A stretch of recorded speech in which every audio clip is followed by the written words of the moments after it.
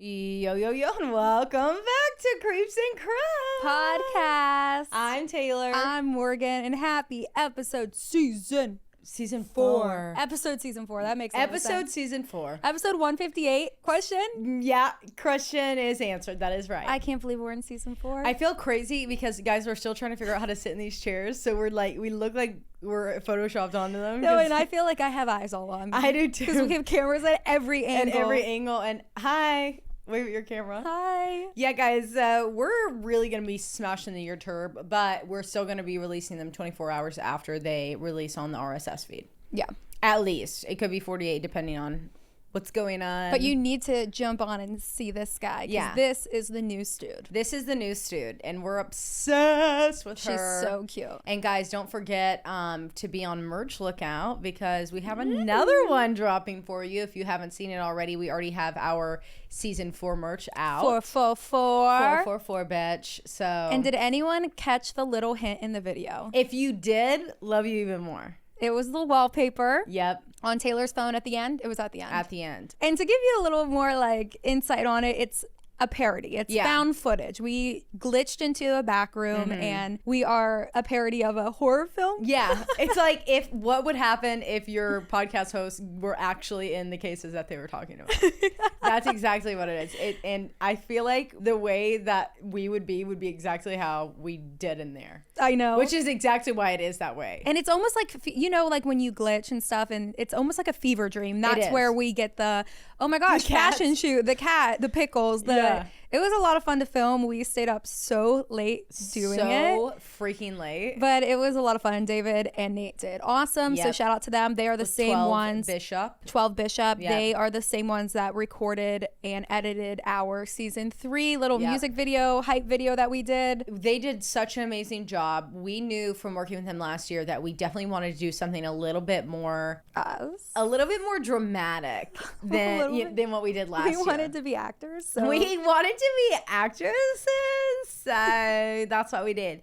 But we knew that they would be like the perfect people for it. They were so amazing. We just like told them this concept, and there was like 15 that we went through. And should we tell them the OG concept? Oh my God, no! We'll save that for Patreon, and then we'll tell you guys eventually because it is hilarious. We just have to see how you guys react to the other one first. That one would be so funny. Yeah, we'll do like a tell-all behind. We'll do like the regular behind the scenes that Patreon's going to get.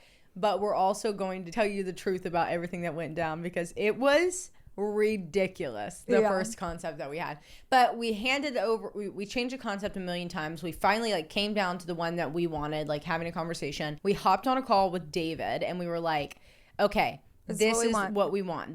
We finally figured it out. And as we're sitting on the phone call, he's like walking through these like ideas and the way that he's going to shoot it and the way that it's going to look on camera and just like the overall concept of it. And he was all for it. He was so excited. He's like, I love back rooms. Exactly. Like, perfect. We were like, this is it. And they also host the podcast Thick as Thieves, which is their media company that they have, Thieves. So definitely go check them out. We love them. We'll tag them in all of the video stuff that they did for us. But I can't wait for you guys to see it.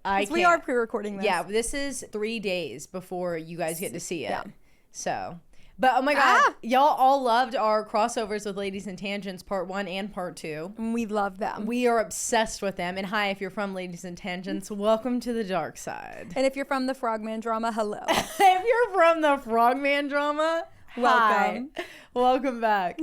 Oh my God, guys, that is so crazy what we're going through. But it was so much fun recording with them, and it was a good way to end our season. It was perfect, even with it being like as early as it was in it. Like it was perfect the way that it happened. Yeah. And I'm nervous as hell. I feel like I haven't been on camera on microphone I feel crazy in right so now. long. This is our crazy. first time like really actually like full blown recording in the new like house, my heart's in racing the new studio. right now. In is the your new heart racing? Yeah, dude. Meanwhile, we have Nikki and McKenna here. Say hello. Like throw it back to season 1 whenever we would always have them in the background making comments. How y'all doing? So funny. So we have a little live audience right now. They don't make me nervous. It's the room that makes me nervous. Yeah, it's the room. It's the layout of this room. And the 3 cameras all pointing at us.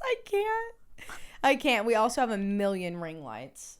Yeah, we do. That also is probably what it is. The lighting's different. The lighting is so different. And I just like haven't figured out how I want to sit in these new chairs just yet. I'm liking how I am right now, but my back's hurting me. Well, I kind of like the weight off of.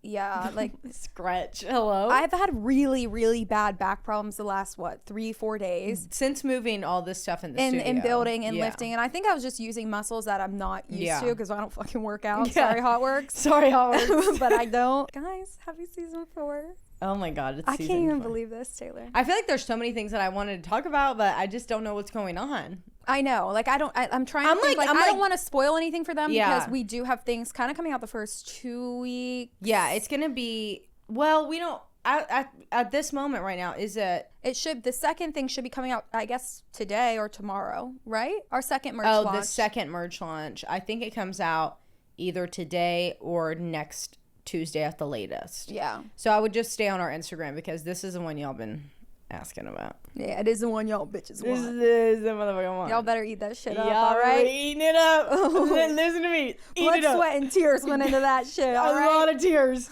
Please go eat that shit up. Like, it's really cute. We're really excited for this launch. There's a return of 2 big designs. Yep. So actually 3 big designs because you're right. Because the first one kept getting shredded with our old merch peeps, but not anymore. The unshredded version. Don't worry, we've gone into anti-shredding technology. we were like, we mastered it. So we're going around talking to people. But now that we say it, you know it's gonna shred just because we said it. I know. Let us know if it shreds. Immediately call us. Call my home line. Call my landline. Call the home phone. Call the home phone. Is Taylor there? Oh, guys, I guess we better get into it. We've got some good cases for you guys today. We haven't told each other what they are, but we're excited. Yeah. All right. Okay. Well, for the first time of season 4, if you're driving, throw that shit on cruise control. If you got a glass, pour that shit up. And let's get creepy. Okay, Morgan, what do you have for us today? Okay, Taylor, the time has come. I'm so excited. I am covering your most requested case for me. Tell me. Jeff the Talking Mongoose. I'm so fucking excited. I have never been so excited. I know. Taylor has been asking me to cover this case since, season 1. Season 1, because M did it on the podcast a long time ago, and I listened to it when I was going to my bachelorette. Yeah, so we're here to give you the Walmart version of that. Yeah, we're here to give you the great value version. That's what it was. Yeah, everyone just get on shots fired if you don't know what we're talking about. Okay, so I'm just going to jump right into it. In the fall of 1931, the Irving family began to hear some strange noises around their home. Scratching, rustling, and even what they called, quote, vocal noises coming from the inside of their walls. No. Which is very similar to what happened to you, mind you, at the old house. It is so similar. Squirrels in the walls. Did I have Jeff the Talking Mongoose? I think you did. I did. You might have had a little case of Jeff. I think so. This was an old farmhouse that was located at Dorlish Cashin near the village of Dalby on the Isle of Man between England and Ireland. Mm-hmm. And I'm sorry if I mispronounce any of that. It was your stereotypical haunted house. But the Irving family had assumed that this entire case was just some rodents in the wall. Yeah. Just like how you assumed. Even though you might have had Jeff. Definitely it was a raccoon or a squirrel. Right. James and Margaret Irving had lived there for almost 15 years with no issues. So the paranormal wasn't on their mind at all. Mm-hmm. Margaret had given birth to their baby girl, Vori, and things were peaceful and silent around the house for 13 years. So when they heard this, assuming just pests or rodents, they just laid out some traps. Yeah. But as time went on, the sounds, specifically the vocal sounds, started to sound like baby gurgles. Oh my God. Immediately, no. Immediately, I'm more terrified. Is there a baby on the wall? It was like something that wanted to talk, but couldn't or didn't know how to. Okay. It was those first year of baby talk. Just goo goo gaga. Goo goo gaga. In your wall. Like, call the police. There's a child in the my wall. walls, and it's goo goo gaga. And it's goo goo gaga. And the more that they did to prevent the sounds, the more it escalated. He continued to scratch and claw, and his noises became a bit more disturbing. Oh. He began making barking noises and sounded or escalated the baby gurgles to a baby crying. Oh, God. And then he started to mimic them. That's where we draw the line. But it was like a baby trying to mimic their parents. Say, daddy, da-da, da-da, goo-goo-gaga. Goo-goo-gaga. You know. And the more they interacted with him, the more he interacted back. Now, the story goes one of two ways here. Version 1 is that Vori, their 13-year-old daughter, was the one to discover Jeff. And she tells the family that they have a mongoose living in their walls and that he can talk. The family, of course, was skeptical, thinking it was just her imagination. But that was put to an end when this mongoose began having full-blown conversations with the entire family through the walls. The second version, which is the more popular version because of James Irving's diary that he wrote during this entire case, is that they heard noises from the attic and went to investigate. And this is when James uncovers this mongoose. From then on, he began to teach him how to talk, like kind of by parrot style. So he would say key words and then Jeff would repeat those words back. Right.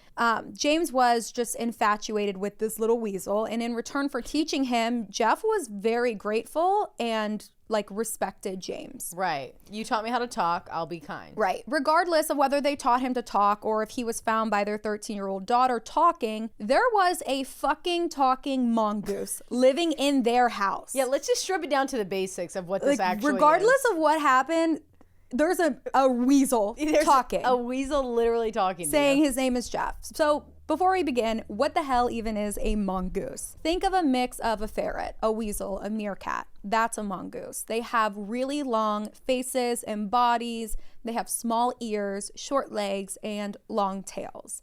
And they sure as hell cannot speak English. They are native to Southern Europe, Africa, and Asia, which would track with Jeff's story. He begins to tell the family, through the walls, mind you, that his name was Jeff, and he was a, quote, extra clever mongoose, and a talking mongoose at that, who was born in New Delhi in 1852. Oh. And said, quote, to the family, and I shall haunt you with weird noises and clanking chains. Jeff, please don't. Jeff, what's up with the chains, brother? I thought we were cool. Where'd you get the chains? Let's chill. Which Home Depot did you go to get that? Let's relax a bit. Yeah. According to an interview in 1937 with James Irving, the Irving family went with us, and Jeff was notorious for playing pranks, but also would help around the house by chasing other wildlife away from the home. Fair enough. So he was doing his chores. He's a cat. He was making his due, paying his rent. Yeah, he's Fair leaving enough. gifts at the front door, Exactly. just like every good pet does. Exactly. And as he got more comfortable with the family, Vori, the 13-year-old daughter, would sing nursery rhymes with Jeff, and he would sing them back or with her, and he would dance in return in the walls. He was dancing in the walls. 100%. That's so fantastic. But he got a little too comfortable with the family and kind of had this mean streak going on, specifically with Margaret, the wife and the mom. Why is he being mean to Margaret? According to James, he would spy on her while she was disrobing before going to bed. I'm sorry. And disrobing? Yeah, you know, because she would wear a robe. Yeah. And he would call out the name of each item of clothing or underwear, underclothing, as she was removing them. So I'm not sure what this means, but if I was Margaret, this is what the situation would look like for me and a talking weasel in the damn wall. Triple XL Hanes t-shirt, socks that smell like roadkill, a thong that immediately needs to go in the hamper, sweats that have been on for 5 days. Like, is that what he's doing? Just narrating the situation? Is he like, or is he like Victoria's Secret, extra sexy underwear? Or is like, is he harassing her? Like, first off, I'm gonna be like, Jeff, please stop announcing what I'm taking off my body, you fucking perv. You literal pervert. You literal perv. Get out of here, you fucking pedo. Like, well, what would your call outs be? What do you take off before What are bed? you talking about? But before I get in the bed? Yeah. No, they're gonna be like currently taking off her heels that have been on since 9 a.m. No, because if I've been lounging around the house in my comfy clothes, okay, and maybe yeah, I'm right. stripping down to the basics to get in the bed, so I'm not super sweaty. It's gonna be she's currently taking off her Adam Sandler sweatpants to have a hole right in the crotch. She's now adding on her XXXXL Adam Sandler triple t-shirt drip that has Adam Sandler every bit of the fabric underneath the underarms ripped off to shred. and she's adding on her Costco granny panties. The guy knew those were coming Yeah, they're out. gonna be like, we're bringing the high-waisted XXL Costco granny We panties. have a serious problem with the same loungewear that we wear for weeks on to no end. Yeah. And I can picture your exact outfit that you're describing. You literally know exactly what I'm going to do. Yeah.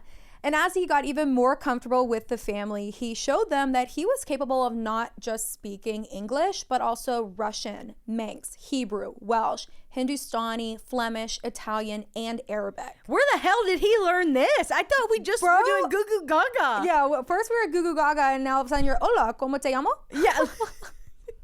Chill, Jeff. Chill out, fucking Jeff. So nobody had laid eyes on Jeff except for Vori, allegedly. Vori was the only one to have seen him, and she described him as being the size of a small rat with a large bushy tail and yellowish colored fur. And she even tried to photograph him, but Jeff was like super clever. Again, remember, he's the extra clever mongoose, self-centered motherfucker. Yeah. He's really vain. He wasn't falling for her game. He knew it was a trap, so he ditched the camera before Vori could get a picture. Oh my God, wait, what year is this again? Where there's 19 digital cam later? Yeah, she's just got a Canon. You know, she's got to set that shit up, dude. You know, the extra big flash. Yeah. She's got to step back out the room. It's like an X-ray. Button it, or it's gonna explode in her face. Yeah. Therefore, there isn't a picture of Jeff today. And then it gets a little crazy. Jeff was now an established member of the Irving family, meaning he began to explore the house more and even visit neighbors' homes with them and go on family walks with the Irvings. But how does this make any fucking sense? If Vori is the only one to have ever spot him and see him with her own eyes, how is Jeff out on family walks just hip-hopping around the town? Right. Well, obviously, he can change shapes and even go invisible. Oh, he's invisible. He can go invisible. Yeah, he's got the invisibility cloak. He's now in Harry Potter. It's literally right beside his chains in the wall. Now we're in a Harry Potter movie. Yeah. But yeah, so the motherfucker was invisible. Like he said, again, he was an extra clever mongoose. He also would refer to himself as a spirit and a, quote, ghost in the form of a weasel. Okay.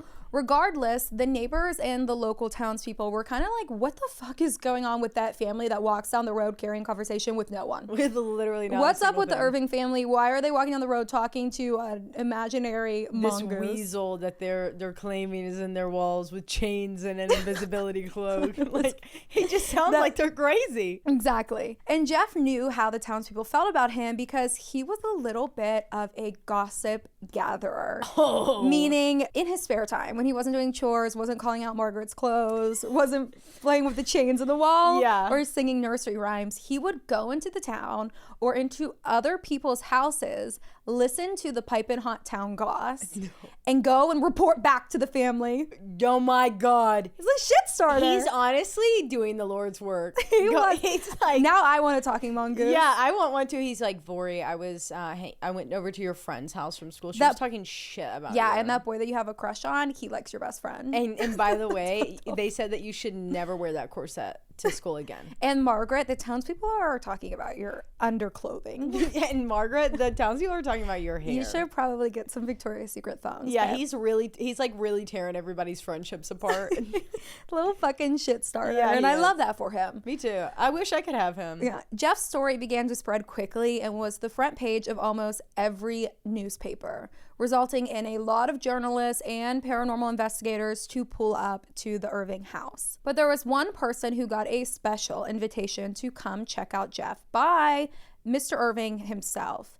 And that was the famous psychic investigator, Harry Price. Harry Price. Harry, alongside the editor of a BBC magazine called The Listener, his buddy's name was R.S. Lambert, but his nickname was Rex. Mm-hmm. Harry and Rex went to the Irving's house in 1935. And from this visit, the book called The Haunting of Cashin's Gap was made. Harry Price will be getting his own episode here in season 4 because that motherfucker is gonna. The list goes on, dude. The list goes on. But basically, he is a largely controversial British psychic researcher and author. He was known for his investigations into psychical phenomena and exposing fraud spiritualist mediums. But the one thing he loved the most was publicity. Yeah. Any exposure was good exposure for Harry Price. And legit, he probably dubbed that phrase. Like, that probably probably was made after him. I'm sure he was like, Regardless, he was a believer in some supernatural elements, even though most of his evidence, whenever he would go out and do his research, most of that evidence had been proven to have been faked by Harry Price. So Harry Price goes out to investigate this talking mongoose in the walls of the Irving family household. But when they arrived, Jeff had mysteriously and conveniently disappeared and went invisible. Oh, okay. Bye, Jeff. And he remained invisible until they left. But this was because Jeff knew that Rex, the guy from the article that Harry Price brought with him, didn't believe in him. Oh. So why would Jeff even try to fuck around with a guy that shows so much disrespect to his name? I mean, you know what, Jeff? Respect. And Jeff probably knew that because he's eavesdropping in the hotel walls. Yeah, wherever they're staying. Jeff was pulling up in your cart on the train. He was listening to y'all talk about him. Yeah, and you were sitting there just talking mad shit. So he's like, fuck you guys. I'm not showing you my abilities. Right, you don't get to write a tabloid article about this bitch. Right. But prior to their invitation and their arrival, James had sent them a piece of Jeff's hair to be examined. Harry Price brought the hair with him, and he compared it to that of the family's dog, and the dog's name was Mona. And Harry Price said that it was almost an exact match to Mona's hair. Oh, God. Awkward. Yeah, that's really awkward. Regardless, it was sent to Julian Huxley, who was a biologist, and he sent it to a naturalist named F. Martin Duncan, who positively identified it as a dog hair. So it was not Jeff's hair. Unless Jeff was a dog. While at the house, Harry Price and Rex had captured some paw prints that were allegedly Jeff's by using like plasticine and like impression mix. And along with the paw prints, he gathered an impression of alleged tooth marks that were supposed to be Jeff's. The paw prints were weird though, as the size of the front paws when compared to the back ones were significantly smaller. And according to Irving's, Jeff had human-like hands. So that was a little odd. Okay. Harry Price asked Reginald Pocock, I believe, of the Natural History Museum to evaluate both the impressions of the paw prints and the tooth marks. And Reginald could not match it to any known animal. But he did suggest that the tooth marks were most likely that of a dog's. And he did confirm that none of the markings were made of the paw prints were made by a mongoose. So he did narrow that out. He's like, well, that's not a mongoose paw print, so Jeff's not a fucking talking mongoose. I don't know what he's fucking telling you. Right, he's just a weasel. He's just a typical ferret. He's just a ferret. While at the Irvings, he observed double walls of wooden paneling that covered all of the interior rooms of the farmhouse. And this had, inside these walls, there was a considerable amount of what they called interior airspace between the stone and the wood walls. And Harry Price said that that would make the whole house like one great giant speaking tube, kind of, with walls acting as the soundboards. Okay.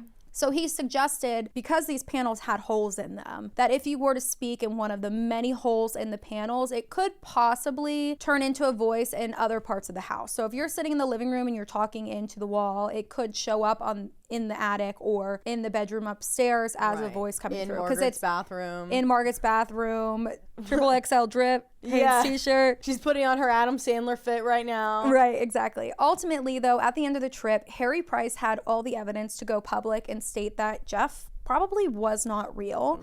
But if we know Harry Price, instead of doing that, he avoided saying that they believed the story and that they were just very careful on how they were going to report it. Okay. Nonetheless, they made a fucking book out of it. So so they were doing just fine. They were fine. After all, he was just after the fame. According to Richard Wiseman, who is a professor at the University of Hertfordshire in the UK, this was a quote. Price and Lambert were less than enthusiastic about the case, concluding that the only most credulous of individuals would be impressed with the evidence of Jeff. Credulous. I don't even know what that means, but I think it would be like the credulous of individuals. I don't fucking know. Who knows? Chill out, Richard Wiseman. Yeah, what a big word. Jesus Christ. We gave her a professor, but like just chill out with your keyboard warrior ass, all right? Say that shit to my face. And Harry Price wasn't the only known investigator to make their way out there to meet and hopefully talk to Jeff. Nandor Fodor, I know I'm butchering this. It's Nandor Fodor, Fodor. Nandor Fodor, and I'm probably butchering that, who was a research officer for the International Institute for Psychical Research, actually stayed at the Irving's house for an entire week to do an investigation on Jeff. Fodor repeatedly interviewed the Irvings, particularly James Irving, compiling a very thorough account of Gef the Talking Mongoose, and this was then replicated in in his 1951 book called Haunted People, Story of the Poltergeist Down the Centuries. Oh. So this bro's like, nah. Nope. This is a poltergeist, right? Fedor had an interesting take on poltergeists. He had completely ditched the theory that poltergeists were invisible spirits of the dead. And instead, he suggested that they were the psychic manifestations of a person's subconscious. Oh.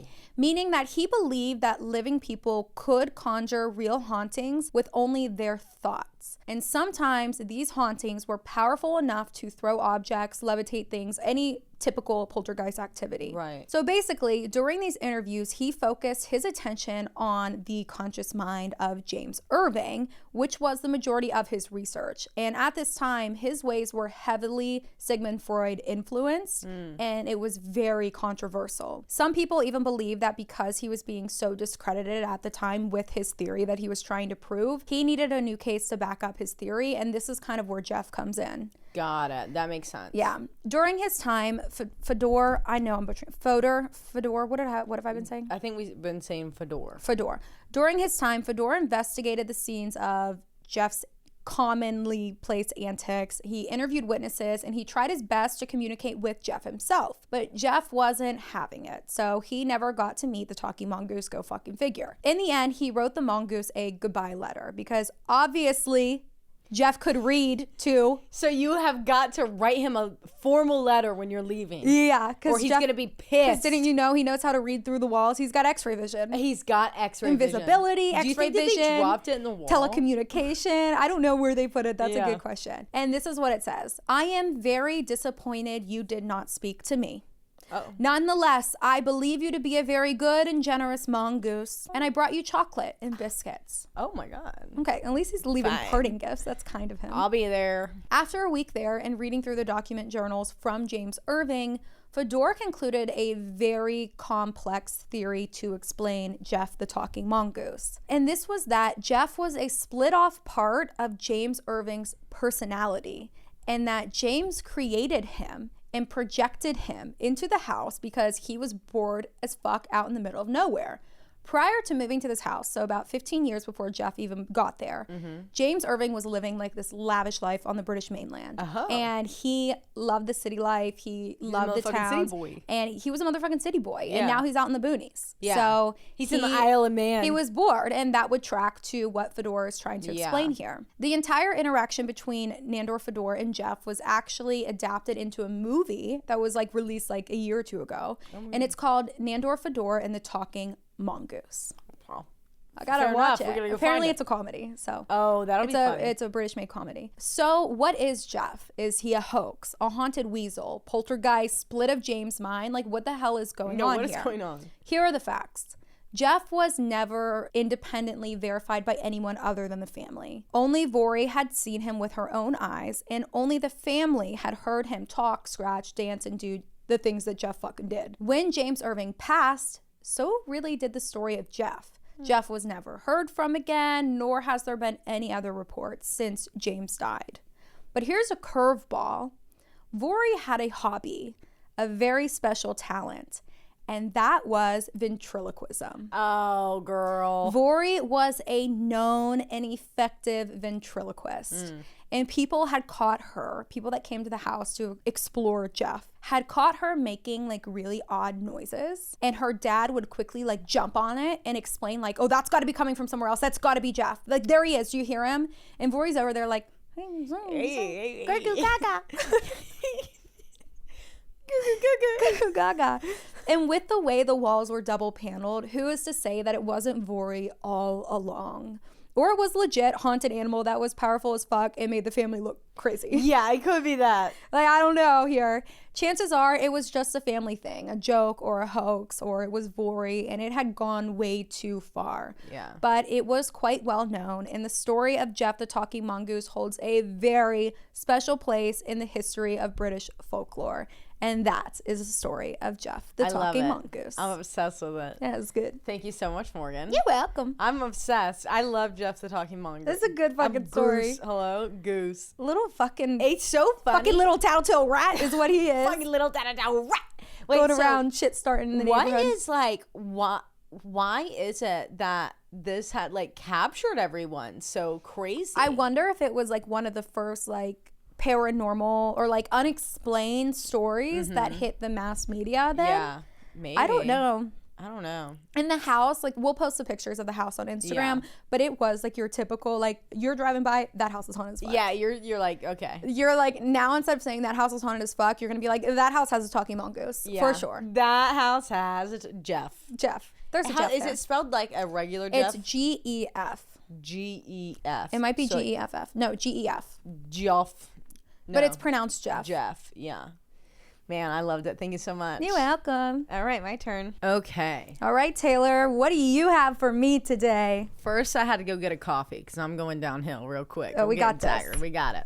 We just built these frickin' chairs. Literally, it just got delivered. Anyone want the link, let us know. Yeah, we'll send you the link. We're not gatekeeps, but I'm going to be covering a case that has been very highly requested. I'm so excited. For the longest, I am covering Black Dahlia. Shut up. Yeah. Or Elizabeth. You've been wanting. Short. I've been wanting to do this. Let's just jump into it. Let's do it. And I feel like most people know pretty much a lot of the warnings that come with this, but it's pretty graphic when describing the discovery. Okay. So at 10 a.m. on December 15th, 1974, Betty B had to run to the store to get some shoes. And she had to run a couple of errands. As she should, Queen. So she got herself and her 3-year-old daughter, Anne, ready for the day before heading out. They were walking into town in the Lemerritt or Lemerritt, I'm not really sure, neighborhood in LA. So we're in LA. Okay. Strolling past this vacant lot on the west side of South Norton Avenue. As they're walking, Betty spots something out of the corner of her eye in this lot. She does a double take before she was able to compute what exactly it was that she was seeing.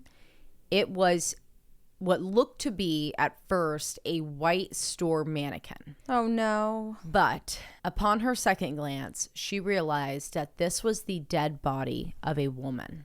Was her daughter with her? Yeah. Oh my God. And her skin was so white that it looked like it was fake, and it was reflecting against the sun, almost like a vampire would. Immediately, the trauma. Betty picks up her daughter and sprints to the closest home, and calls police. When investigators arrived at the scene, they were stunned. This woman looked like she was fake, lying nude, face up, hands above her head, elbows slightly bent, and her legs out straight and spread apart. Oh, that sounds like a message to me. As if she was meticulously posed that way.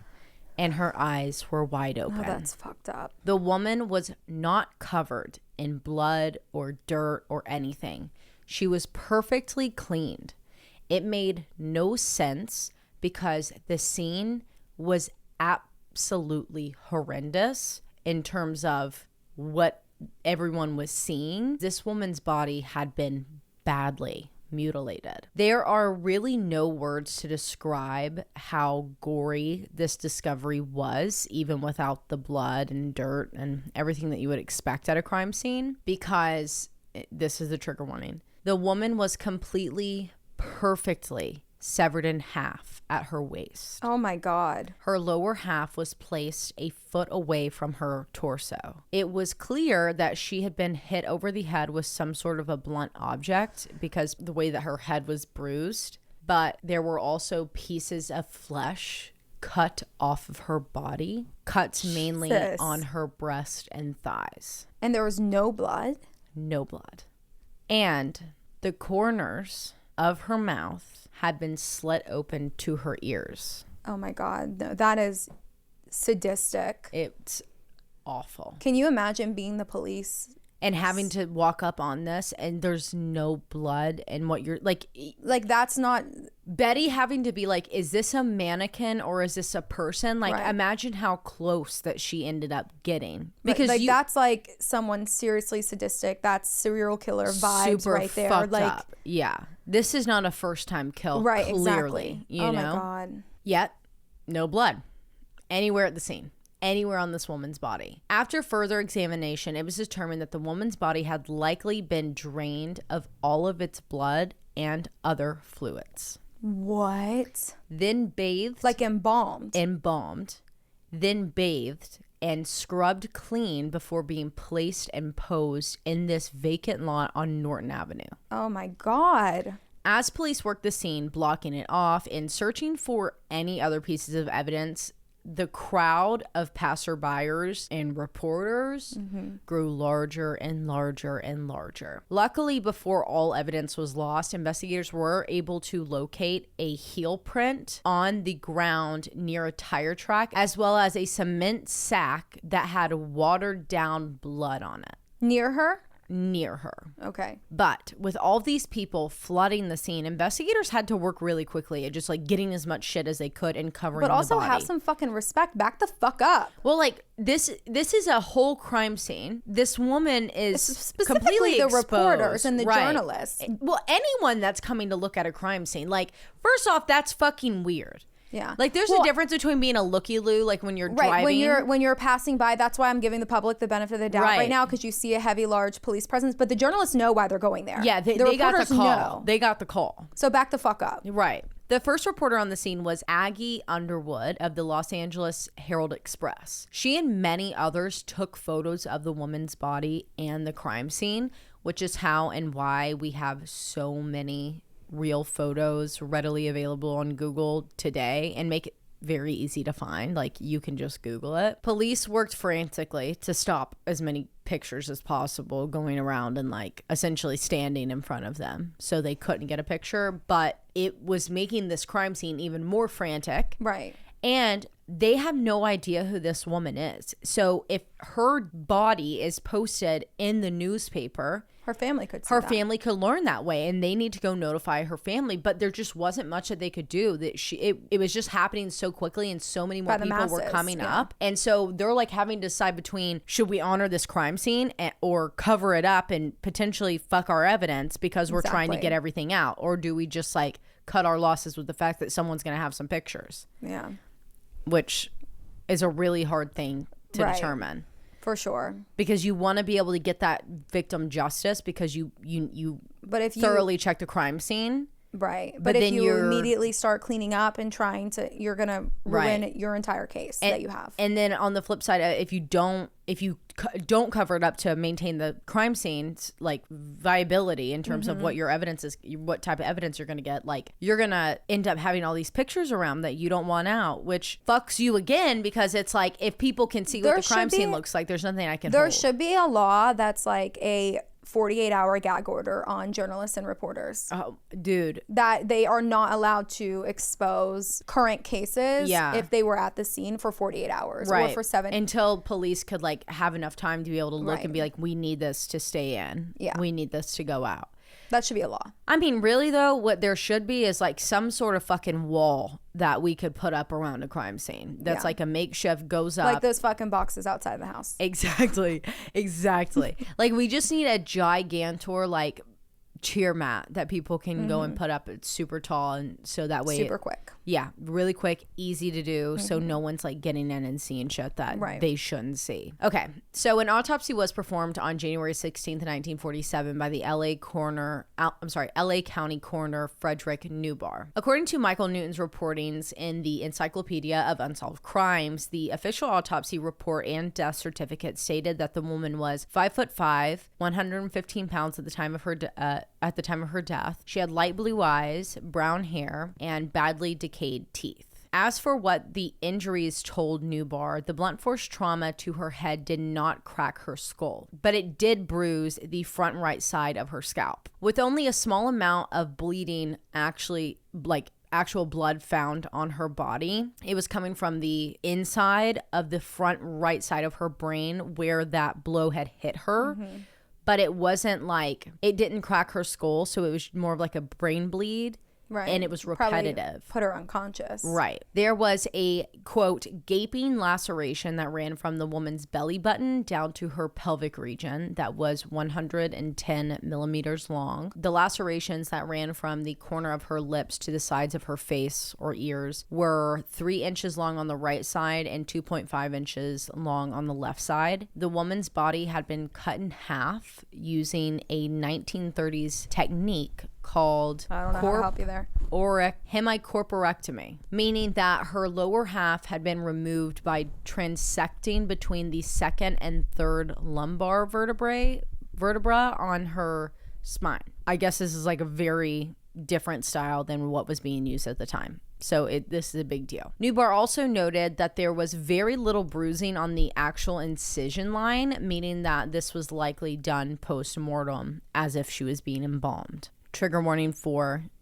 SA and R. Lastly, her anal canal was dilated a pretty significant amount from what you would typically find, suggesting that she may have been raped or sodomized.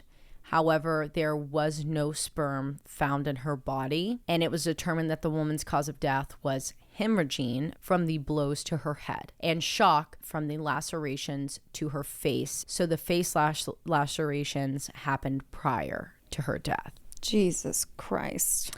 And that is a horrible, horrible scene, dude. They cleaned her body with gasoline very carefully and methodically, like with a cotton swab. Like that's how. Were there intentions to set it on fire, or why gasoline instead of like bleach? They did gasoline. I don't think that they did the gasoline to burn the body. Well, obviously, yeah, because they painted a picture with DNA, her. Which makes it, we've got this 1930s technique, and we've got this very skilled person enough that they are thinking about DNA in the 40s. Yeah. So this has to be someone that has a medical background of some kind. Mm-hmm. With the help of the FBI, they were able to officially find the identity of the woman because of a 1943 arrest that she had, and her fingerprints were in the system. Her name was Elizabeth Short, and she was 22 years old at the time of her death. Damn. After Elizabeth's name was released, reporters from the Los Angeles Examiner were able to track down her mother in Boston, Phoebe Short. But instead of telling Phoebe what had happened to her daughter, they told her that Elizabeth had won a beauty contest. What? Yeah. Back me up. So these reporters tracked down her mom, Phoebe Short, and they call her and are like, hey, we just want to give you a call because your daughter Elizabeth won a beauty contest. What the fuck? And what we're going to do is fly you out to LA to see her compete. They need to go to jail. So they offer to fly her out to LA. They pay for her hotel and everything. And what they were doing was trying to get personal information about Elizabeth. So they didn't want to tell her the truth about her being murdered because they wanted more information. And they didn't tell her. They were like, we just need to know like her birthday, what she's been doing. We have to, we're getting a write-up about her since she won, da-da-da-da. That is so demented. Twisted. But you'd think like, okay, they're doing all this. They're flying her out to LA. They're paying for her hotel. Like they're going to hand her over to police, right? Well, if the reporters have a name and have found their mother, why haven't the police contacted the mother? That's what I'm getting at. Like, but they found her within the day. So they're working on the crime scene. Mm-hmm.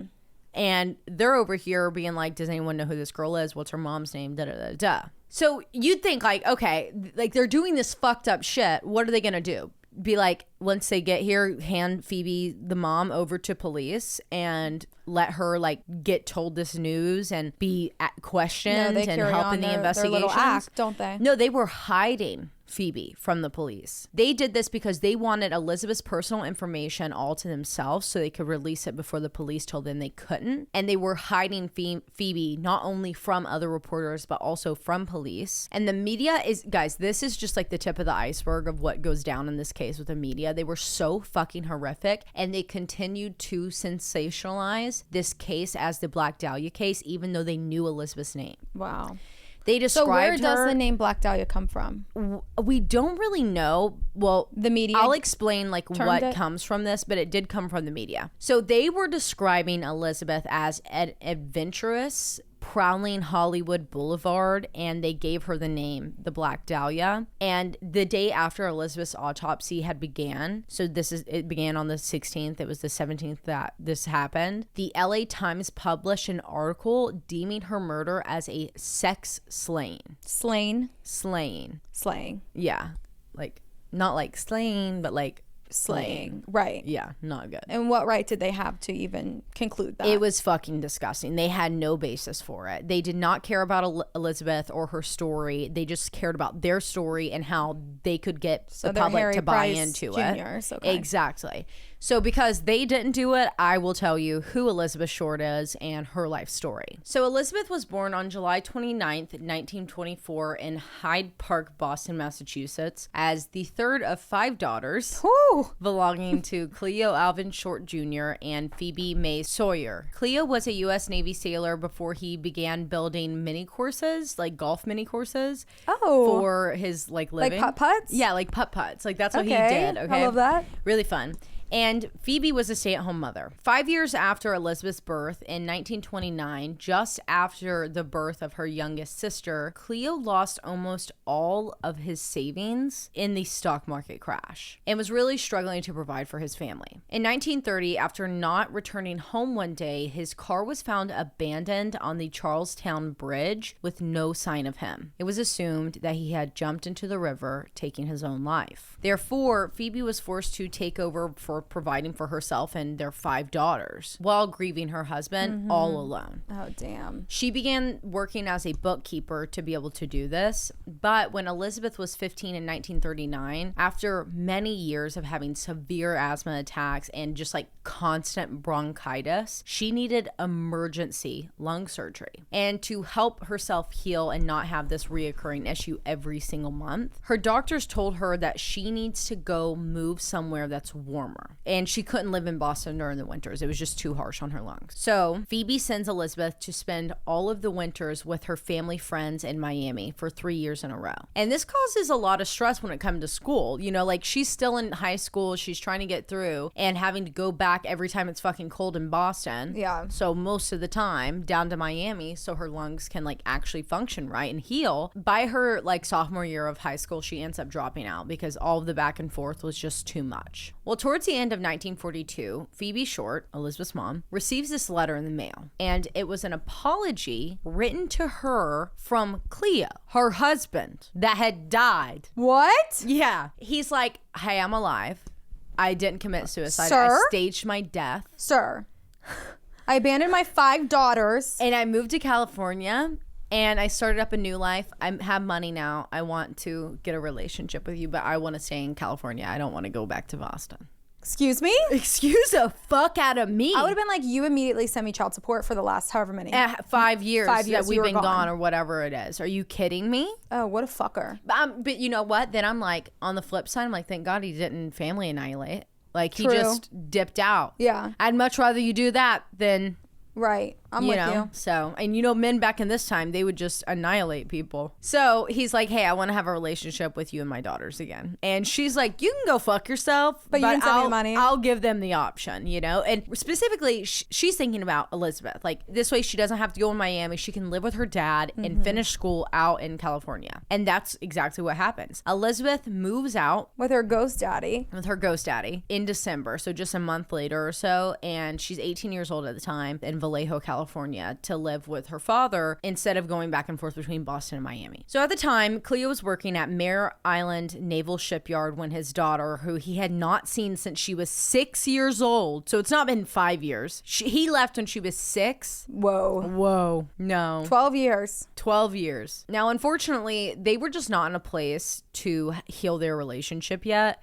So it got pretty bad pretty quickly, and they were just constantly arguing and fighting with each other, and this leads to Elizabeth moving out of her dad's house. So Elizabeth moves out of her father's house, and she gets a job at the base exchange for Camp Cook, which is where she met a U.S. Army Air Force sergeant. Man. And these two, they went from seeing each other to being with each other real quick. All right, they got it on. But she moves in with him. Everything's fine and dandy, honeymoon phase. But after a few months, it gets really negative, and he starts abusing Elizabeth. So finally, in the summer of 1943, Elizabeth has the opportunity that she can leave him. And she moves to Santa Barbara, where she later gets arrested for underage drinking at a bar on September 23rd, 1943, which is where those fingerprints came from. All right, well, girl went through it, so if she wants to go get a drink, she can go get a fucking drink. Right, exactly. So authorities, when she gets arrested in this arrest in Santa Barbara, send her back to live with her mother because they're like, you're underage, you need to go back. I'm like, she's 18. Yeah. This wasn't the legal drinking age 18? I thought then? So, right? In the 40s? So they're like, okay, you're in trouble, but you don't have to go to prison. We're just going to send you back to live with your mom in Boston. But Elizabeth, they put her on a train or whatever to get back over there, and she doesn't go back to Boston. Right. She's like, I mean, are you going to drive me there? Well, she's like, first off, it's cold. It's September, so I'll die. Handle that. And so instead, she just goes back to Miami. So she goes back to Miami instead of going to Boston, hangs out with those family friends again. But she's like making friends as she's there. And this is where she meets Major Matthew Michael Gordon Jr. Okay. Major Matthew Michael Gordon Jr. Say that 5 times fast. Let's see. Major Michael Matthew Jordan Jr. Major Matthew Major Matthew Michael Jordan Gooner. Major Matthew Michael Jordan Gooner. No. Cooter. Gordon. Okay, anyways. So he was training for deployment into the Southeast Asian theater of World War II. He was this like very well-known, decorated Army Air Force officer of the 2nd Air Commando Group. Good for him. Good for him. And the two were madly in love. He was so good to her, and he promised, like, they together promised themselves, like, for each other because he was getting sent off to war. He's being deployed. So he gets sent off, and after being there for a little while, Gordon writes a proposal letter for Elizabeth's hand in marriage while recovering from a plane crash that he suffered from in India. God. So he's writing her, cry and for 2 things. He's like, I've realized that you're the love of my life and I don't want to lose you. Like, imagine getting a letter like that. I was in a plane crash, marry me. Yeah, like, oh my God, okay, I'm on my way. I'll be there in a minute. I'm coming. My answer is yes. She writes back and she accepts his offer to have her hand in marriage, but he never received the letter because he was in a second plane crash and died on August 10th, 1945. Oh my God. Isn't that so sad? That is heartbreaking. So after grieving the loss of Gordon, Elizabeth moves to LA. And there she met up with one of their friends, like their mutual friends from Florida. And he was Army Air Force Lieutenant Joseph Gordon Fickling. These names. Thumbs up. No, I thumbs up Mila. Good girl. She's looking at you like, can I come sit in your lap then? No one will let me on their fucking lap. Okay, here we go. There she meets up with their mutual friend from Florida, Army Air Force Lieutenant Joseph Gordon Fickling. What's up with the tongue twister name? And why are everyone's name's Gordon in this? Yeah, like, it must have been a poppin' name, Gordons. right? So anyways, they knew each other from Florida, and he's like stationed at this Naval Reserve Air Base in Long Beach, and he's like, look, stay with me until you get settled, then we can get you an apartment, we'll find you a job, like, you need to start over. Elizabeth gets a job working as a waitress, and she saves up a lot of money to be able to rent this room behind the Florentine Gardens nightclub on Hollywood Boulevard. Oh, slay. Okay, Elizabeth. And according to some sources, she really began focusing on herself during this move and her goals and working on her skills because she wanted to become an actress and make connections. Ooh. That was like her dream, according to some sources. Some say that that's not true, that it was made up by the media, which at this point, who knows? Yeah. Who fucking knows? Sad. On January 9th, 1947, just days before her death, Elizabeth had just gotten back to LA after this quick little trip that she took with her boyfriend, 25-year-old Robert Red Mainline, to San Diego. And we find out later that he's a cheating married man, but let me get this right. He's a salesman. Okay. Ladies. Sorry.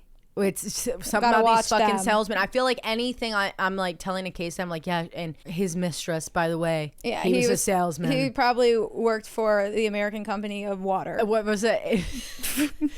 Or Amway or Amtrak or whatever it was. Amtrak. Whatever. I think that's the food in the stadium. Oh, Amtrak. No, that's the like subway. It's a train. It's like an air train. Just remember, like buying something in the stadium, it would come up with a crazy name. It's like a mark or something. Amark. I bet it's a market. A mark. And it's like the short version, like yeah. Market. Because I remember I would have always been the negative. I'm like, I don't know what the fuck this $15 Amark times 40 is, Mom. I was just buying Petros. Yeah, I was just eating. That was it. Good God. Okay, so he's this married motherfucker. We don't know if she knew. Some sources say that she knew. Some say that she didn't. Either way. So mainly stated that he dropped Elizabeth off in downtown LA at the Biltmore Hotel because this is where she was planning to meet her sister that afternoon that was coming in to visit from Boston. Now, witnesses at the hotel did recall seeing Short talking on the phone in the lobby before going to the Crown Grill Cocktail Lounge, which is like just a few doors down. And that was the last time that she was ever seen before she was found dead on January 15th. Elizabeth's case was all over the media. And the thing that everybody was talking about, which made it hard for police to sift through everything that was coming in, because obviously like when everyone's talking about this, like people are going to end up, it's a double-edged sword. You're gonna probably get a lot more information that's viable, but more so fake shit, right? Because people are weird. People just want clout. They just want clout, like Frogman. Yeah. Frogman. So they're sifting through all of these leads and these tips that are pouring in, and they're trying their best to single out as many as possible and verify them before moving forward so that way they're not wasting time on false leads. On January 21st, a phone call comes in to the editor's office of the Examiner. This editor was named James Richardson. And this caller is like, hey, I just want to congratulate you on your paper's coverage of the Black Dahlia case, but I am Elizabeth Short's killer. So what? Yeah, that's exactly how the entire conversation went. It was like, hey, you're doing such a good job covering this, but I know more than you because I killed her. Fucking sadistic, so bro. This dude, the editor, Richardson, he's like, what the fuck? Like, he could barely get any information out, and he's like, well, who are you? And the killer on the other end, this so-called killer, is like, look, I'm gonna turn myself in. Don't worry too hard about the details, but I just want to give police some time at first, so let's see if they can actually get me. Like, I'm gonna basically being like, I want to see just how close police can get, and then I'll turn myself in when they get a little too close. Whoa. So finally, before hanging up, this man on the other end of the phone tells Richardson to, quote, expect some souvenirs of Beth Short's in the mail. Beth? You know her well enough to call her Beth? Yeah, for a second I was like, who's Beth? But Elizabeth. Elizabeth, right. Now, thinking this is yet another prank call or just some weirdo just like calling in to like get himself involved in the case, the editor Richardson, he doesn't think much about this. But then on January 24th, a suspicious manila envelope addressed to the, quote, Los Angeles Examiner and other LA papers, end quote, arrives at the newspaper's office. It was not like handwritten. The individual words had been cut out and glued onto the envelope, like a scrapbook from newspapers. Yeah. What the fuck? Now, on the face of the envelope, there was also another message written out the same way that said, here is Dahlia's belongings, letter to follow. Inside of this packet, there were countless documents, such as Elizabeth Short's birth certificate, names written on a piece of paper, an address book that belonged to a man named Mark Hansen, tons of photos, and business cards. Whose business cards? We don't know. They haven't announced it, and if they have, I was not able to find the specifics of that. I mean, that is just so twisted. That's somebody that is the Zodiac. Yeah. Like, this is someone who's playing a really big media game. Right. This is... And that's all they want. Goes along with the MO of the way that she was discovered and posed and cleaned. Like, very much like an art gallery. Mm-hmm. Look at me. Exactly. Yeah. Police examined that package to find that it had been carefully cleaned with gas, just like Elizabeth's body, which pretty much confirmed that this was the real thing. But that exact same day, a report came in to the police about a suspicious purse and black suede shoe that were allegedly spotted on top of a garbage can in an alley just 2 miles away from the crime scene. So police go to this location and they recover the items. But just like the packet and Elizabeth, they had been cleaned with gasoline. They were not hopeful in finding any sort of physical evidence on any of these items due to the gasoline, which is why they couldn't get anything from Elizabeth's body. However, they were able to lift several partial fingerprints off of that envelope package, and they sent this over to the FBI for comparison and testing. Good shit. 2 days later, on January 26th, the Examiner received yet another letter. And this time, the letter was handwritten, and it read, quote, here it is, turning in Wednesday, December 29th, 10 a.m. Had my fun at police. Signed, the Black Dahlia Avenger. Avenger. Sir? Okay, Captain America. That's not what the Avengers do. Get a fucking reality check. You need to get a grip, bitch.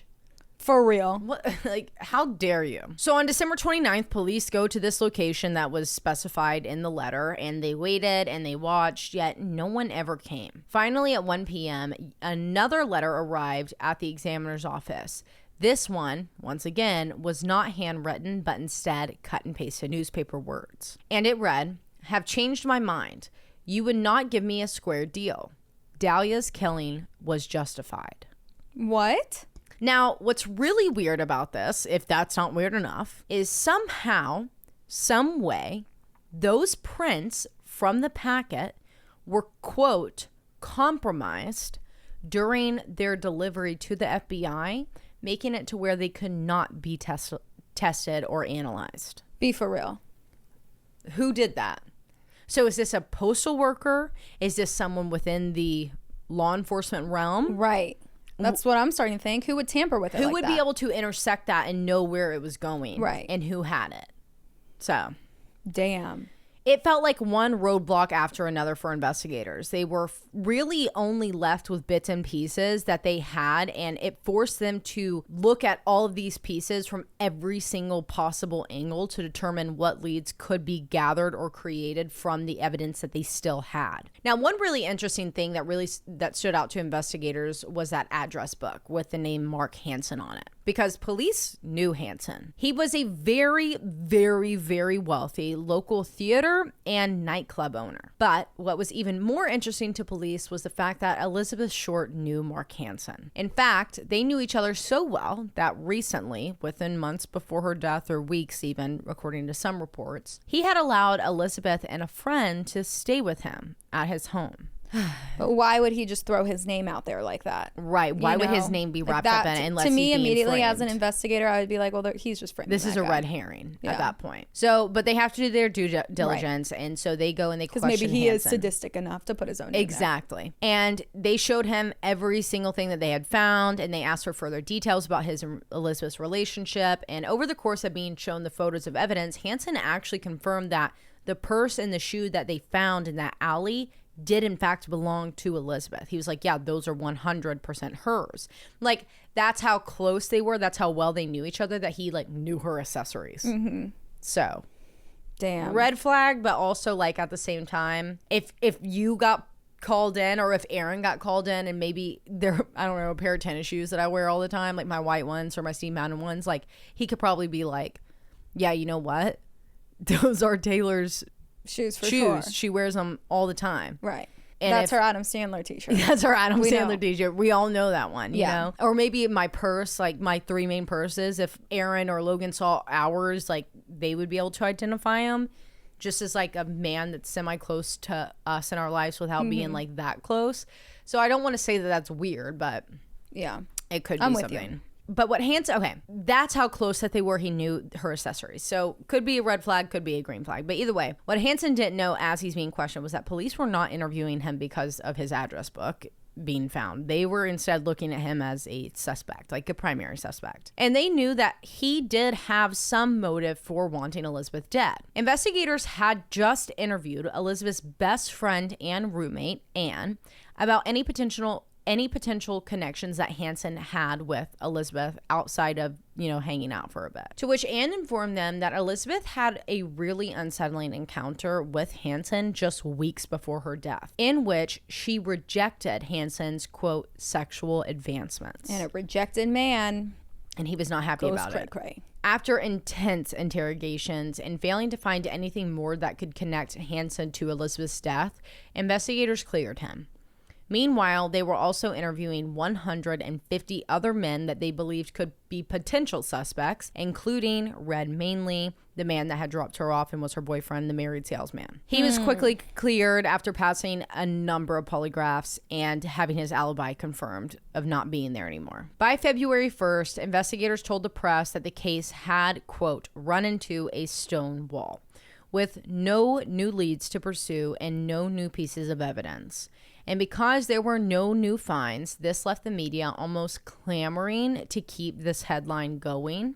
So what did they do?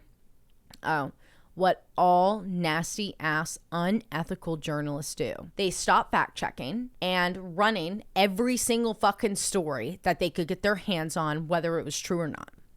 Wow. And releasing crucial information about the investigation that police did not give them and did not want out.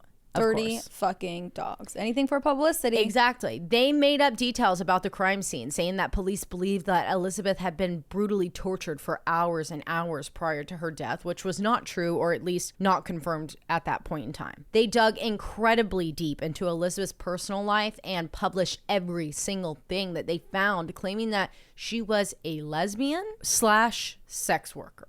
Jesus. And people are like, okay, it could be she could have been a sex worker, like an escort, to try and get herself money and get her into the space of all the other wealthy men. But let's as an actress. But like, why is that a negative thing? Exactly. Right. And if she's a lesbian, who gives a fuck? Right. And why does that need to be in the front page? And then what does that justify her death? Think of the time, though. Think of the 40s. Like, being a lesbian and a sex worker was a huge deal. So they're sitting there fucking defaming the victim. Exactly. They're trying to make it seem like she's not anyone that you would need to care about, which would then in turn hurt them. Right. Because if no one cared about her death, right, then you don't have a story to sell. So I don't get what their fucking motive with that was, but whatever. They even announced that she had declined the sexual advancements from Hansen, and that a friend of hers once said, quote, she liked to get guys worked up over her, but she'd leave them hanging dry.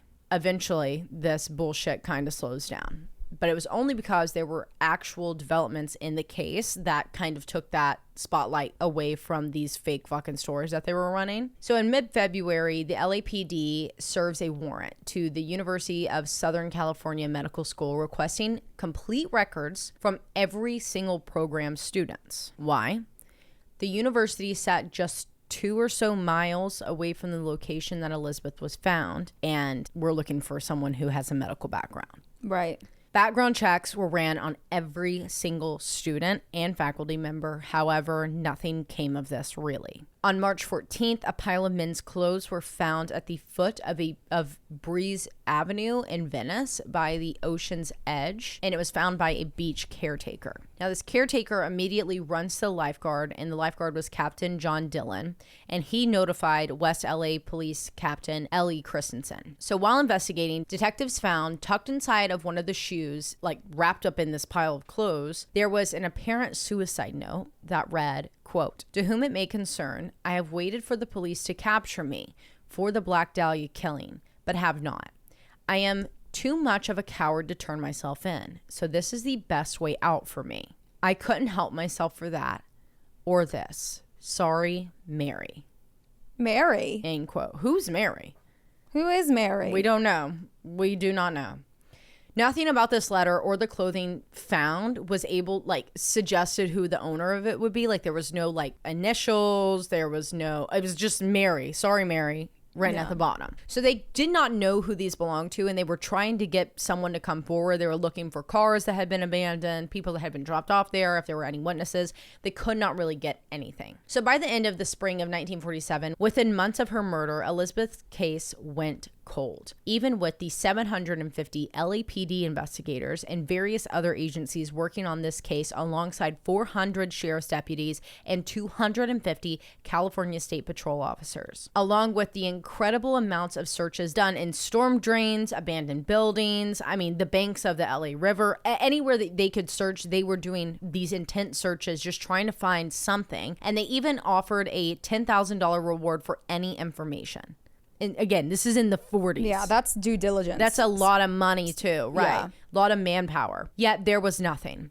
Police worked with many different agencies to try and come up with at least something that would help them understand what happened and why it happened. Lead investigator Captain Jack Donahue theorized that Elizabeth's murder had to have taken place in a remote building or shed on the outskirts of LA before being transported and posed in the location that she was discovered, with the number one thing standing out to them being the surgical precision of Elizabeth's injuries. This took skill, practice, and knowledge.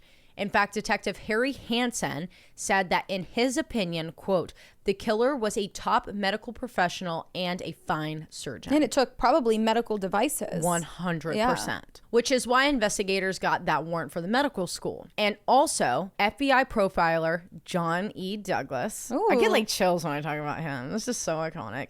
This is what he had to say.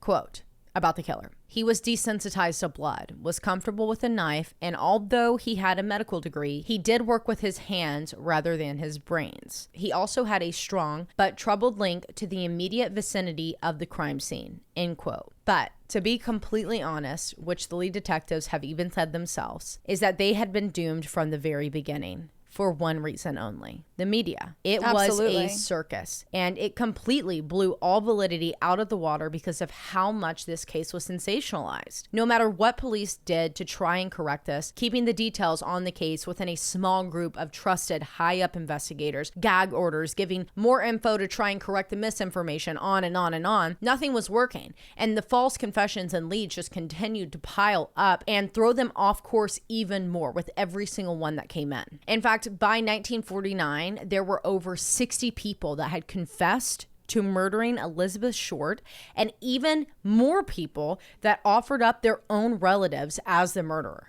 to try and get that 10 grand. And since then, over 500 people have falsely confessed to murdering Elizabeth Short. For what? For why? Including individuals that were not even born at the time. Wow. Over the years, investigators and professionals have narrowed the suspect pool down to 24 people. So obviously that's a huge pool of suspects, and many make sense. Mm-hmm. Many of them make sense and have opportunity and motive and everything. So I can't go through the whole list, but I'm going to go through some the notorious people that we know. Ones. Right. But it's going to take me so long that I'm going to have to do it next week. Because dun, dun, dun. I got another 20 pages that we could go through. So sorry for the two-parter. But it do be like that sometimes. It's like that sometimes. On those cases you request. Yeah, like the Black Dahlia, you want me to take that easy? You want me to take it easy? You know that can't happen. I'm not going to do that. All right, guys. Well, thank you so much for listening to the first episode of season 4. I can't even believe it. I'm like, look at me. sick. I'm so chilled, laid back in this chair. Like, I'm loving. No, my legs are asleep, but I don't even care because I'm so comfy. Yeah, it's amazing. I'm really enjoying myself. Happy season 4. Happy season 4. Let's freaking rock this year. Let's freaking lose it. Let's freaking lose it. Boom. Get out of here. Let's rock this bitch. All right, guys, we're going to let you go. Thanks so much for listening to the first episode of season 4, episode 158. Good. We'll see you guys next week. We'll see you next week. Love you. Bye. Love ya. Bye. Mwah.